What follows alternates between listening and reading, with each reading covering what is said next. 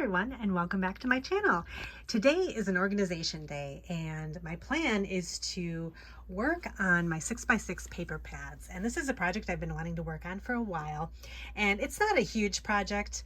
A while ago I did a bigger project where I separated my 12 by 12 paper pads. I took them apart and I organized the papers into separate containers, and that's kind of what I want to do here, but on a smaller scale. Just to kind of take you back a little bit, I started out with a ton of these huge paper pads, and I have since I always keep the Maggie Holmes ones because those are my favorite, and I basically like every single piece of paper that's in the paper pads, and so I keep those intact. But for everything else, I separated them out into themes and then into colors. So I had pattern backgrounds, floral backgrounds, things like that, all color coordinated. If you want to see that video from a while back, I'll put a link to it below. But that's kind of what I want to do with my 6x6 paper pads. So right now I have them organized in these small baskets, and I actually like this setup because I can easily flip through the paper pads and kind of see what I want. And I had originally thought I was going to buy these containers from Totally Tiffany that were kind of a smaller version of the 12 by 12 organizers that I had. But with this, the way that my metal rack is and how it's kind of wide, wide, like vertically, I figured that the smaller organizer things would fall down and be harder to kind of pull the 6x6 papers out of. So I really do like the kind of flip through option. I have those with my stamps, and I like that because they're small, and I like to be able to kind of flip and find things quickly. So I'm going to keep that with these paper pads, but I just want to go through a lot of the ones that are from different companies that have a lot of different types of papers in them and kind of divide them up. And this originally kind of sprouted from a project I wanted to do where I went through the paper pads and pulled paper that would be good for collage, so small florals, things like that, kind of vintage looking pieces. And then I figured, why don't I just get this completely organized as I'm finding collage paper, so then I can finally have it how I want. So my plan is to keep my background papers in the paper pads, because so things like Doodlebug, the dots, I have stripes from my favorite things, all kinds of background papers like this. I know what's in these paper pads. I know that they're either gingham or stripe, and they're color coordinated within the packs, so I can easily flip through and find what I need for a particular background. Usually I use 6x6 paper pads for cards. Sometimes I'll use them for tags and smaller items for my junk journals, but mainly for card making. So I'm going to keep this basket the same. And then I also have, it's kind of dark back here, so let me show you. In the way back, I have some specialty smaller cardstock. I have foam sheets, and then I have this corrugated 6x6 paper that I don't use that often, coaster board, things like this that I just keep in the back, and I know I have it, and I'm just going to keep that all the same too. And I talked about my Maggie Holmes 12 by 12. I'm going to keep my Maggie Holmes in their paper pads. So I have a lot of different Maggie Holmes. I have Maggie Holmes from a really long time ago too. Let me see if I can find them. Oh, actually,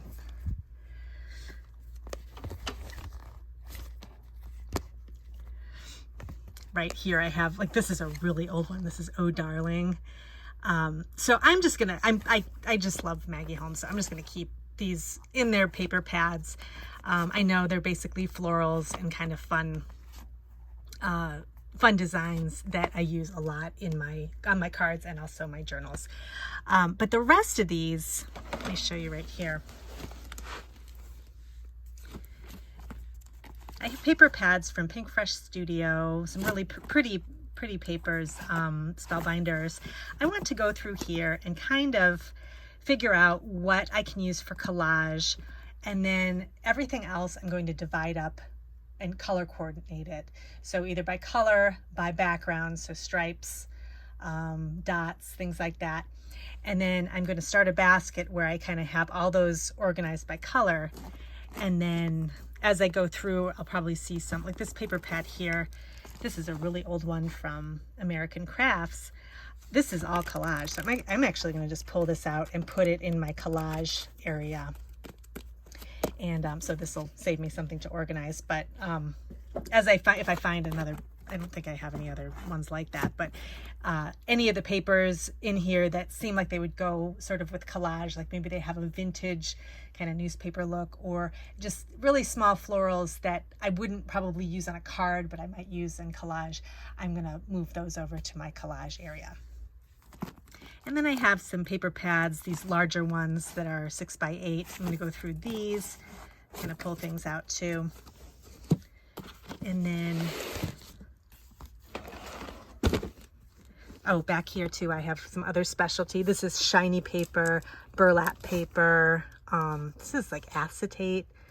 Again, I don't use this stuff that much, but I do like to have it on hand because you never know, when you're looking for something, if you want something specific like that. So I'm gonna leave those the same.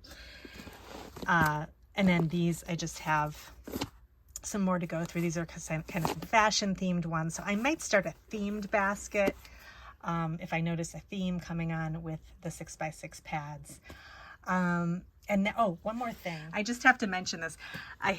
This is from October Afternoon. They used to have 8 by 8 paper pads.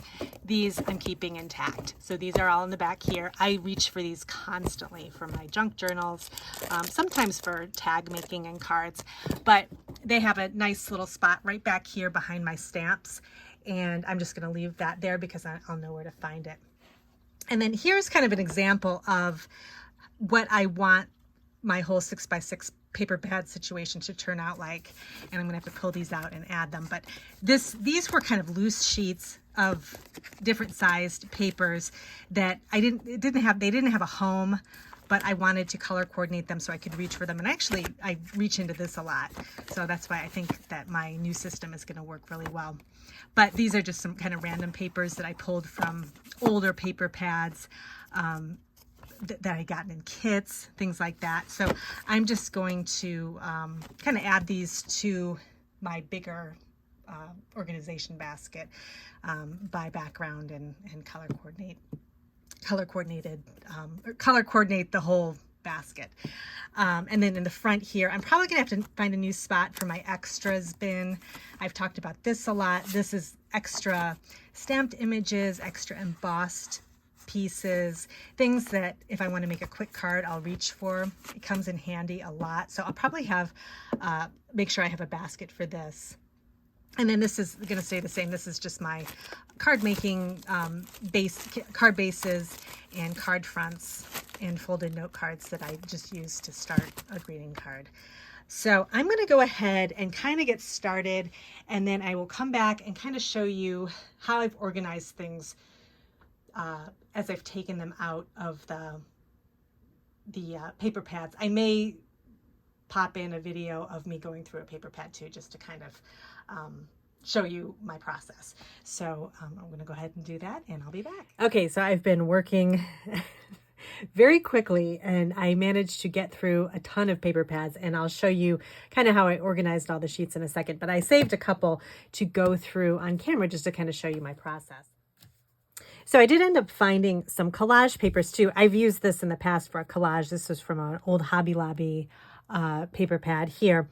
So these are some sheets that I think they have kind of that sort of romantic vintage look that I want to kind of keep in my collage area. I do have, I'll show you in a second, kind of how I organized my other floral papers. I think I'm going to keep those with the 6 by 6 paper pads just because they could do double duty with either collage or other things in journals and scrapbooking or card making and that kind of thing. So things that are just strictly kind of have that collage look, I'm going to keep in my collage bin. So it's these papers here. I thought this one was nice too, the palms. I just thought that it was a nice background. And then this was a nice kind of collage background too, that you could kind of layer things on top if I wanted to do sort of a, I recently did a collage kind of using this page as an inspiration. And so I may do another one too, because I kind of like this look with the black and white. So I'm going to leave this with the collage papers. So that leaves me with a few other paper pads. Oh, and I have this one too. This is the DIY shop. American Crafts. This I got a really long time ago. It just has a lot of grid paper, newsprint. I think this was meant for back years ago when kind of the vintage look was in. This had come out, so I don't remember what year this is from. I don't know if it says.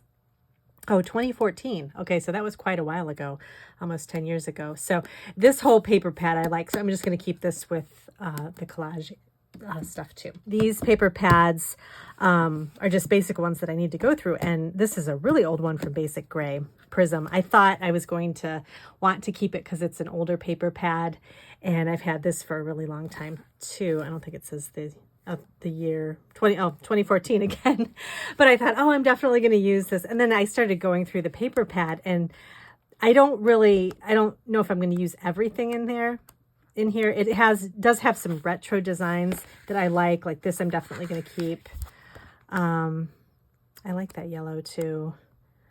I'm not so much into the triangles. I don't use a lot of triangle things, and I find that in some of the older paper pads. That was really popular kind of around the 2014 time. This is a nice masculine background, so I'm definitely going to keep that. This has kind of a grunge look on the bottom, so I don't really like that. This is kind of fun. This is sort of a retro modern, and I like the color combinations. I'm going to keep that too. So I'm just going to tear these pieces out. That's a nice retro pattern. So there's a lot of stuff in here that I can use. But I'm just going to take what I want, and then I'm going to either recycle the rest or make like a scrap pile or something like that. So same with this one. This is SEI, which I don't remember this company, but this is, again, from a long time ago.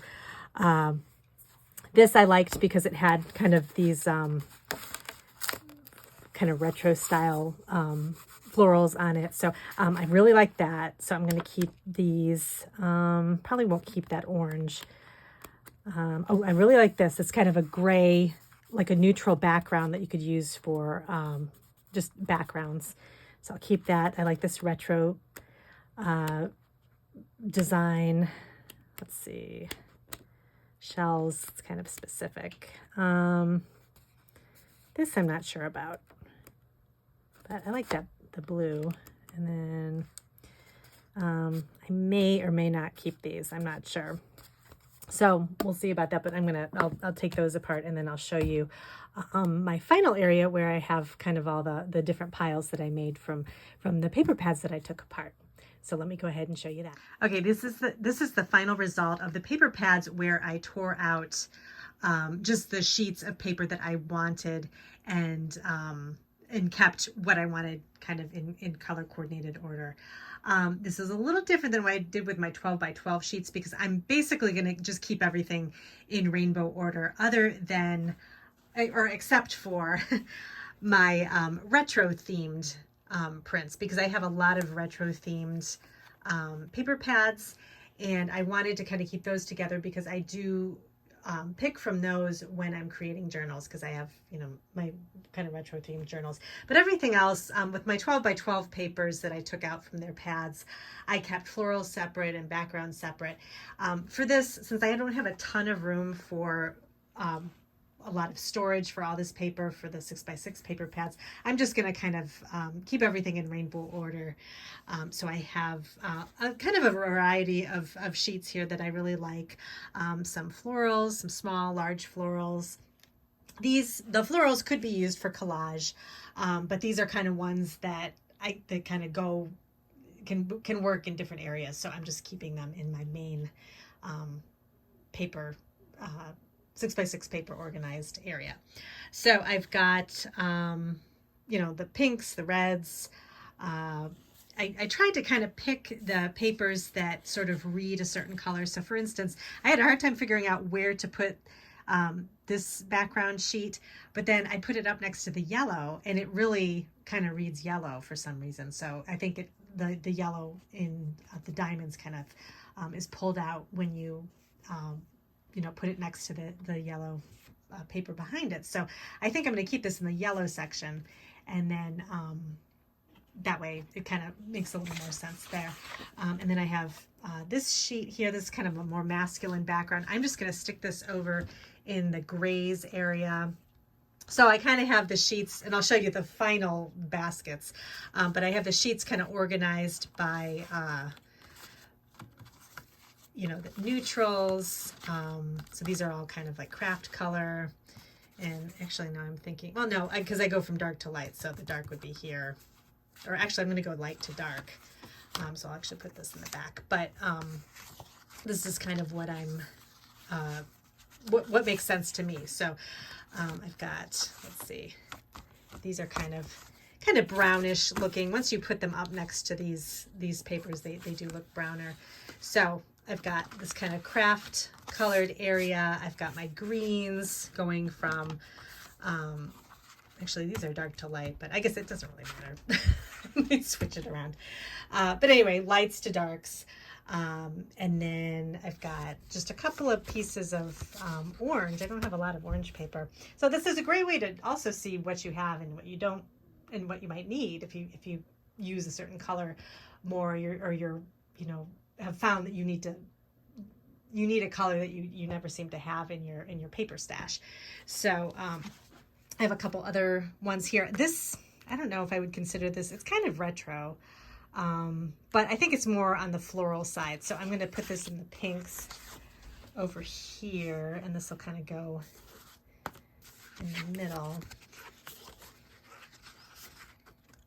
This was a great project because I was able to see what I have. I forgot about all these papers, and I think that's what happens when you leave things kind of tucked away and don't have them out in a way that makes sense to you, and that visually that you're going to use it. I'm a visual person, so I like to kind of have everything where I can see it for the most part. I mean, that's not always possible.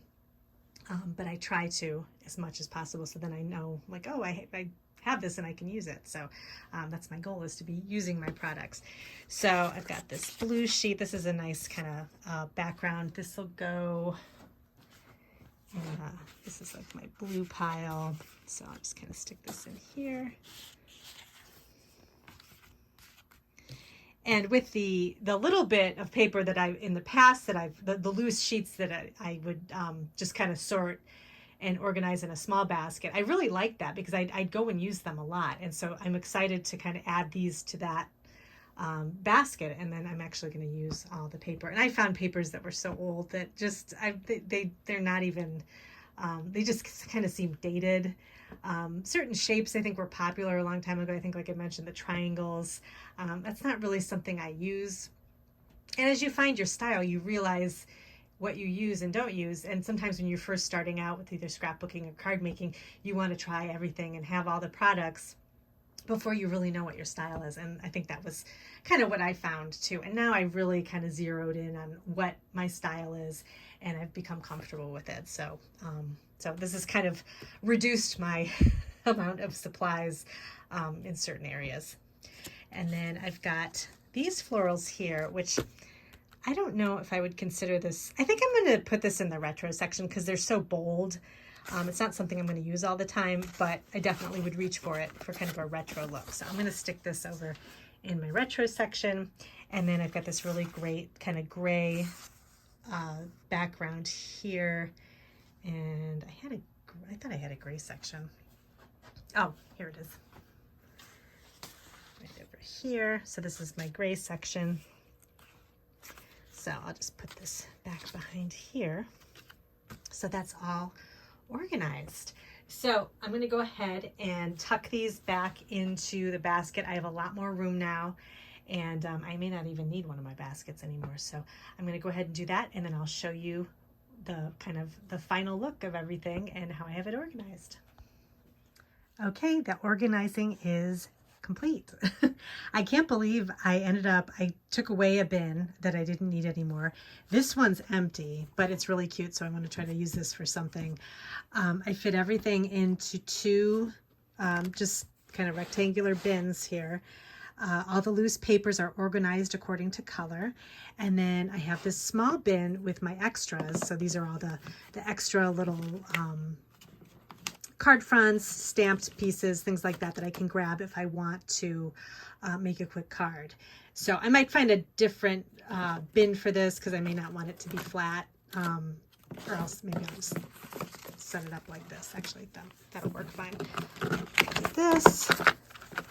And then, yeah, then that way I like to flip so that I can do that. But anyway, let me show you.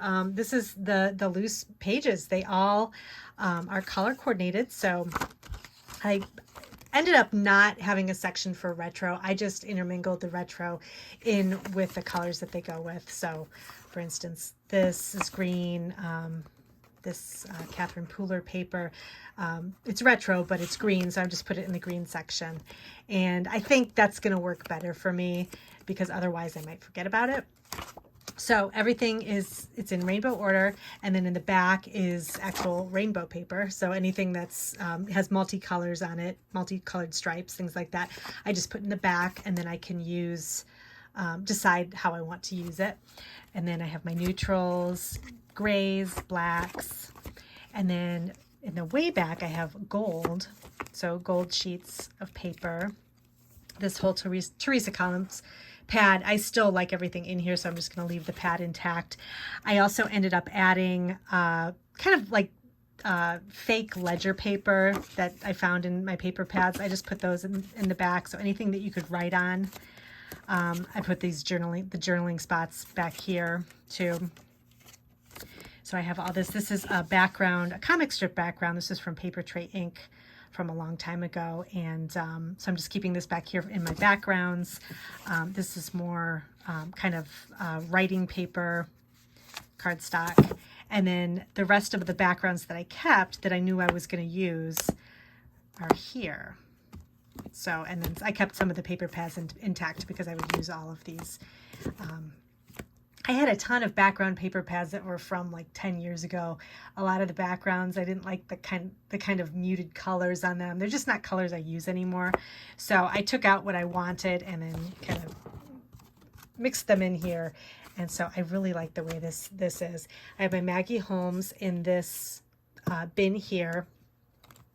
I went through, I think I had an Oasis paper pad that's kind of a vacation theme. So I kind of went through there and pulled out vacation papers because that's so specific that I would just keep that in kind of my scrapbooking section. But everything else that has florals from Maggie Holmes, I kept all the paper pads together. In the way back here, I've got, these are intact retro paper pads and papers here. I'm just leaving these back here because they're so specifically themed. This is an old paper pad for a vacation, but it's kind of a retro style vacation. Travel, this is, what is this? Cartabella. This is kind of one of their retro designs for travel. And then just some more Cartabella. Metropolitan Girl. I have a bunch of these because I really like these paper pads, and they hold up. I think they're still in style. They look great in my retro journals. So I actually have a bunch of these paper pads. They were on sale. I forget where. It was years ago, and so I ended up buying a bunch of them. I don't know if you can still get it or not, but it's really cute. And then just some Paper Tray Ink retro cardstock, and then extras in the back here from their sales. So I've got all that here. And then that's it. So the last thing I need to do is just kind of figure out where I want to put this on the shelf. I'm probably going to have it on the same shelf that I had it before, but I'm just going to rearrange a little bit now that I have more room. And I'm going to see how I can kind of make the flow work better on the shelf. Okay, so everything is back in their bins, and I did a little bit of rearranging. I have a lot more room on my shelf, kind of some more breathing room. If I need some extra storage space, I do have that available. So let me show you the paper down here. that I ended up with. So I ended up using these bins. I just think are cute. I had added these little metal signs from, I think from Melody Ross. That's from a long time ago too. But I just love these little signs that I added to these baskets. And so I wanted to still use the baskets. So I ended up putting all my embossing folders in these baskets, since I have 2 of them, and they fit nicely with extra room because I love embossing folders. So I put those in there. And so they're in the same type of basket. And then over here, I have my Maggie Holmes, the full paper pads of Maggie Holmes that I use. And then in the back is my retro paper pads that are intact. So that I don't use them that often, but I know where I can find them if I need them for journaling and that type of thing. And then next to that is my loose paper, my loose 6x6 and 6x8 paper that I've color coordinated, so I can easily flip through it and find it. I can pull the bin out and bring it over to my desk and flip through it that way. And then I had extra room on the shelf where I have my sticker maker, where I had this kind of shoved in the back. And I do use this sometimes. And so it's nice to be able to kind of reach for it when I need to. And then still in the back, I have my kind of foam sheets and corrugated paper that I don't use that often, but I do want to have around. So I've got that back there. And then up at the top here, I forget what I moved out of the way. I don't know what I moved. I'm trying to think. I have more room.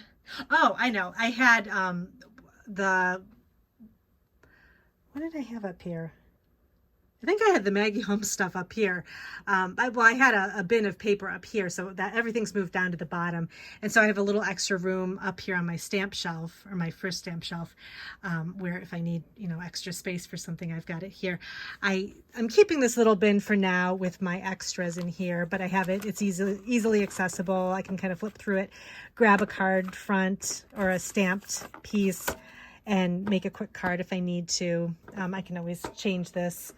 And if it's not working for me. And then I just kind of pushed my card bases to the back because I don't need those right up front. I can easily grab them that way. So it's always a work in progress.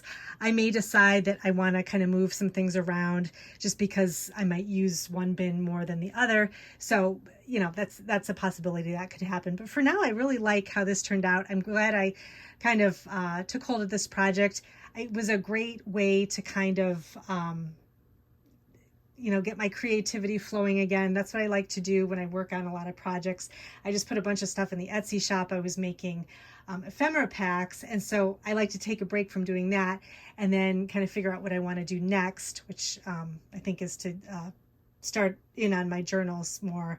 But in between that, I need to do some organizing or something just to kind of clear my head and get inspired again. And so I was definitely inspired by seeing all the extra paper sheets I had that were hidden in the paper pads. So definitely think about doing something like this if you're looking to get a little more organized with your paper or use what you have. I'll have my other video linked that I did my 12 by 12 paper kind of the same way. Let me know if you have any questions, and thanks for watching today, and I'll see you in my next video.